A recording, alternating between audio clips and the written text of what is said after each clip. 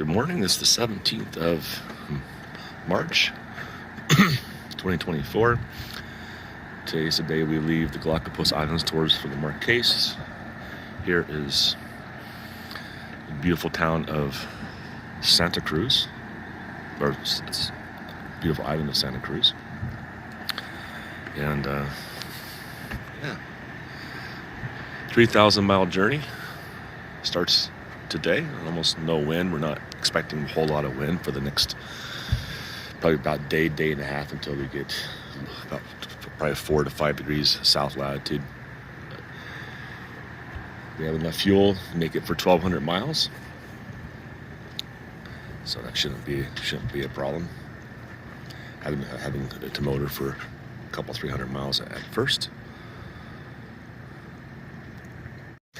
Yeah, so we're just about ready to go. We're a few more things to put away. There's a lot of dead bugs out here because there's a lot of bugs here in the Galapagos. So about 10 o'clock this morning, the immigration people are supposed to be at the boat to do a final inspection before we leave. Basically, what they're doing is to make sure we are not smuggling out any exotic animals from the islands. There's Kristen reading her newspaper before we leave. Some camera video of the back of our boat. So we have a net on the back. We've previously put fruit in there, but the fruit just gets banged around quite a bit. So now onions and potatoes reside in that bag.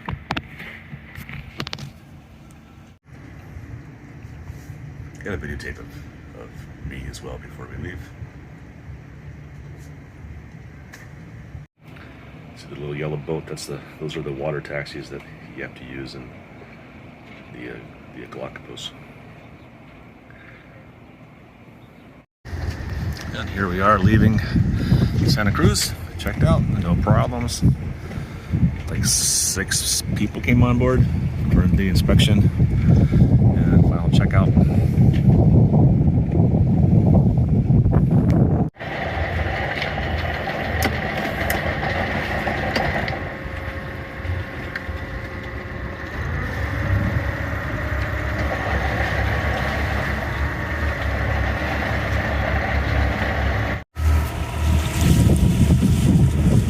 Going through the anchorage and all of our sailing companions waving goodbye.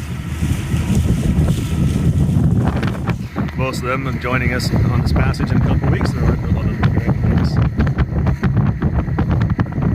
we have a sailing companion. This is an oyster boat, Master Bolt or Master Volt.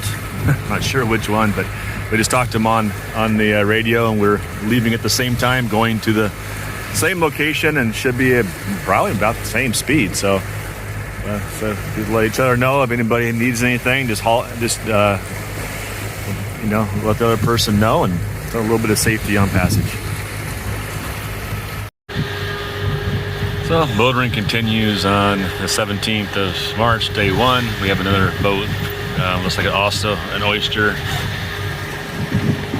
monohull sailing with us and heading in the same direction. Kind of surprisingly, we have a head current so we're going to just under 5 knots. Means we have about a knot of head current, which is a little bit frustrating because we were in this area a week or so ago, going the opposite direction, and we had about a knot of current. So lots of variable currents in the Galapagos. You see, we're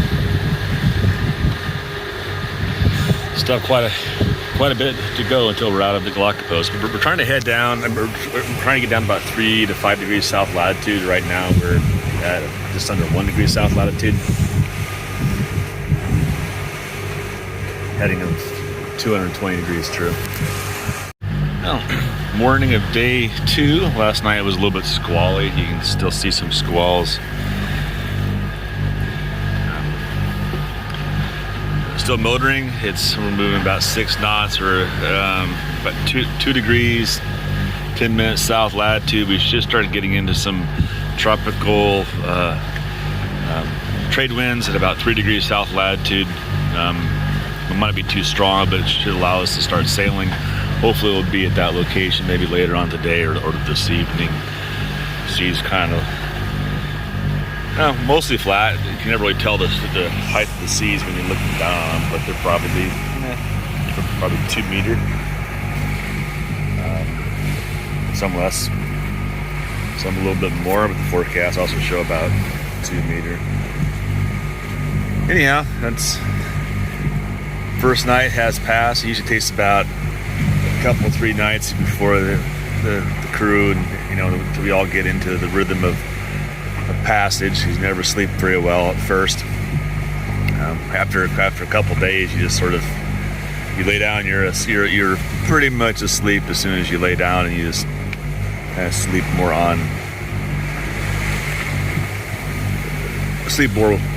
when you want. Anyhow, so we're all a little bit tired. We'll be so for a couple more days. Okay. So this is our top car for our mainsail. I guess they called it the headboard car. And most of the bearings came out. This was giving us trouble before we left. I thought I had some of a decent fix on it, but it was very hard to get a part brought in to the Glock post, and so I'll have to have a new part delivered into the mark case when I arrive. But for now, I can just attach the main halyard to the top of the square top mainsail. It's not going to be the best sail shape probably, but that's the only solution I really have for now if I wanted to use my mainsail on this crossing. So I'm gonna take this apart and attach top block to the mainsail, and then I'll tighten up this Dyneema line here to take some of the tension off the top of the main, so I'm not stretching the sail. It's almost noon on day 2. We're 2 degrees 21.6 minutes south. You can see the wind starting to come from the south a little bit more. It's at 150, 160 degrees. And it's gradually increasing. Started at about 4 knots. It's getting up to about 7 or 8 knots. And so those are the trade winds that we're hopefully going to start to see and increase enough soon that we can start sailing by. Even now, I can hoist some sails and try to move along a little bit slowly, but I think I'll wait a little bit longer and turn the engines off. I guess I'm not the sailing purist that some are who would love to sit out here and bob around in the bouncy seas. Lunch meal, leftover rice and burger. Last night, I'm going to make some burritos out of it today for lunch. So the 24-hour distance sail was 148.5 nautical miles, average speed of 6.2 knots. This boat tends to go about 8 knots if all the sails are up and we're using both motors. It likes 8 knots pretty stiff. Likes to go 8 knots, but to sail a little bit slower, burn less fuel, and also less wear and tear on the boat, less broken parts like this thing here. So we have 4 life jackets on board that have man overboard devices in them, and I just retested 2 of them that we're using right now. Test these on a regular basis, but this is one of the man overboard devices. When the vessel inflates, this little ribbon gets pulled, sets off this man overboard device, and then sends a signal to our Marine system through the AIS, and there's a loud buzzer right behind this panel that we had installed. So there's a buzzer in the multifunction display as well, but the buzzer behind the panel is quite loud. So in case somebody's sleeping, it wakes up, and then at the same time, it's also the the man overboard device sends out a signal which is programmed into the radio. They just cut off. They just tested. To turn off because it was loud. But yeah, so we sent out a signal into the radio. It sounds like a telephone, old school telephone ringing. So just to make sure if somebody goes overboard that they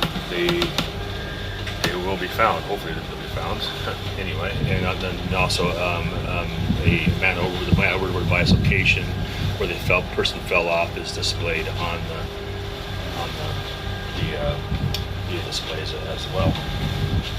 Okay, so we're talking about man overboard devices. I will kind of show you some of the equipment we have. We have a sling over here for pulling somebody on board. We have this quick throw device tossed to somebody. We have an offshore dam buoy. So it's not coming real handy. It's nighttime. That make it easier to find somebody. And another ring here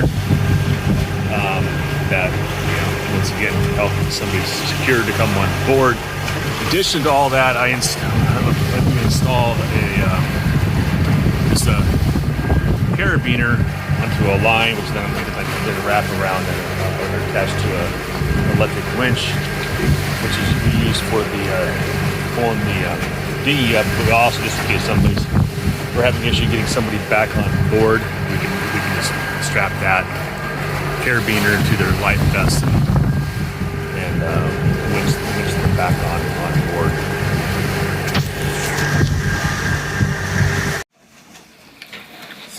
Island Passage, rice and chicken for dinner, something easy on the stomach, easy to make in the Instant Pot. And also, hear that sound? The sound of sailing. Engines are off. Just enough wind to sail. Also helps that we have about a knot of current behind us, so that's good. And as the day ends, we are sailing. Making about 5.5 knots.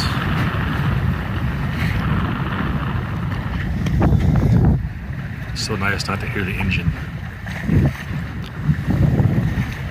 That's it.